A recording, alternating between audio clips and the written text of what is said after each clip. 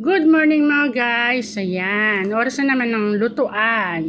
Ang ating menu for today ay miswa sa sardinas. Ayan. Miswa sa sardinas. Okay. Ayan, para mas malinaw. Ang ating ingredients for today sa ating miswa sa sardinas ay mantika, bawang, sibuyas, tapos konting patis, at saka ang ating sardinas. Lalagyan natin ng patola at ng miswa.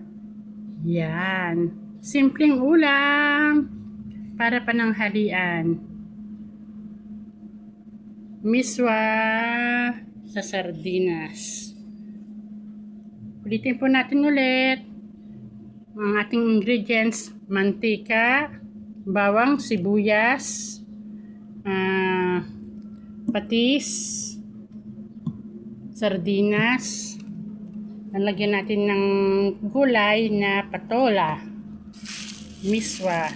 Yan. Okay. Bye-bye na po. Salamat sa Diyos. Thank you for watching.